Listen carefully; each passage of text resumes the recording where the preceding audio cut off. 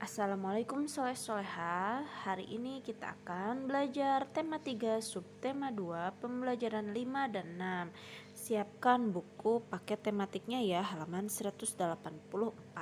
Sebelum kita mulai, kita baca bismillah bersama-sama. Bismillahirrahmanirrahim.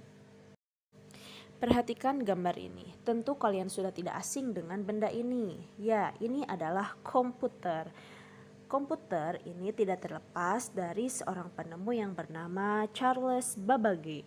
Nah, Charles Babbage ini banyak orang-orang yang menyebutnya sebagai bapak komputer karena penemuannya itu menjadi cikal bakal kemajuan komputer saat ini. Meskipun sebenarnya Charles Babbage ini merupakan penemu mesin penghitung.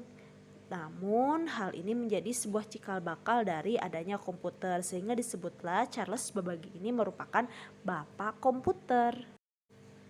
Nah, tentunya setelah ditemukannya komputer tentu berdampak pada berbagai bidang kehidupan, terutama dalam bidang pendidikan. Nah, komputer merupakan alat elektronik yang dapat menghitung atau mengolah data serta memutar film dan musik. Selain itu, komputer juga bisa digunakan sebagai alat komunikasi melalui surat elektronik dan media sosial dengan jaringan internet. Dalam bidang pendidikan, tentu manfaat komputer memberi perubahan.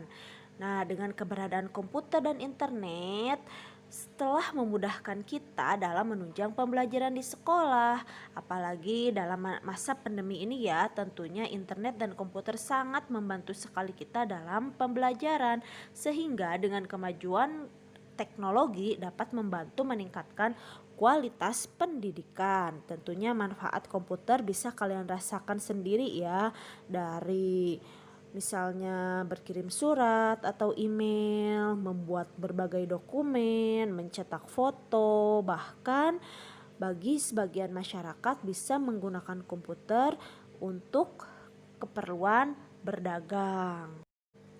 Sekarang kita belajar SBDP. Minggu kemarin kita sudah belajar tentang interval nada. Perhatikan gambar berikut. Ini merupakan interval nada ya. Misalnya dari do ke re itu 1, dari do ke mi misalnya 2. Dan ternyata setiap interval nada itu memiliki nama-nama tersendiri. Perhatikan tabel berikut ini. Nah, nada-nada berikut ini merupakan nada dari setiap interval nada. Misalnya prim itu 0 nada. Do ke do ya, jadi do do, re re, mi fa fa, sol sol la la, si si dan do do. Nah, ini merupakan prim, artinya 0 nada. Jadi kita nadanya itu di satu nada dan diulang. Do do.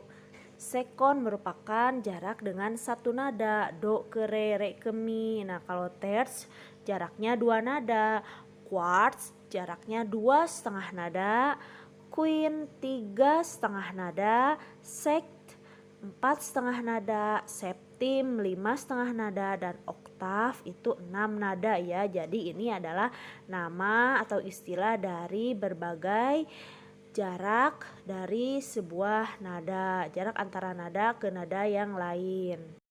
Perhatikan contoh berikut. Ini dari nada do ke fa.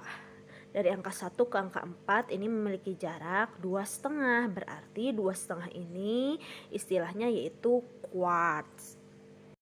Nah, contoh lainnya misalnya dari nada re ke si, dari angka 2 ke angka 7 itu kita bisa tahu jaraknya 1, 2, 3, 4,5. Berarti ini termasuk nada sek ya, karena memiliki 4,5 nada.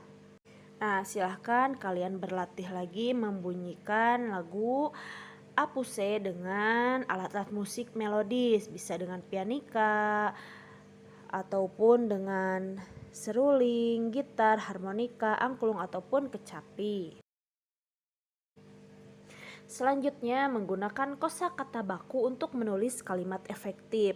Nah, saja ingatkan, kalimat efektif adalah kalimat yang sesuai dengan tata bahasa, baik dari segi ejaan dan tanda bacanya.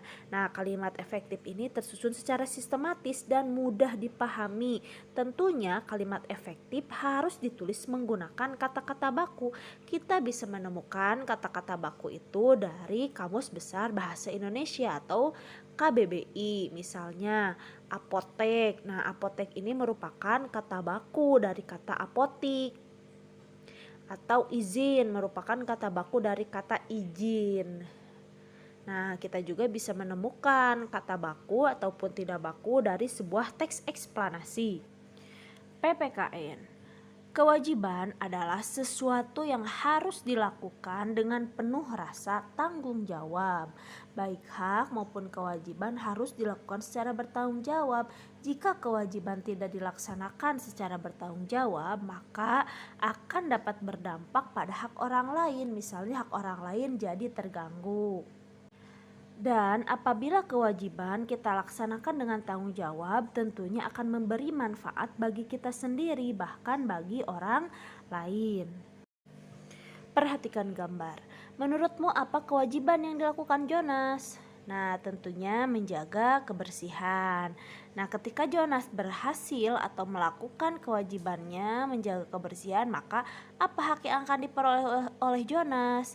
Tentunya hak yang diperoleh Jonas adalah belajar di tempat yang bersih dan nyaman. Jadi, ketika kita sudah melaksanakan kewajiban kita, maka hak kita pun dan orang lain akan terpenuhi. Nah, demikian pembelajaran kali ini. Silahkan kerjakan tugasnya, mudah-mudahan bermanfaat. Wassalamualaikum warahmatullahi wabarakatuh.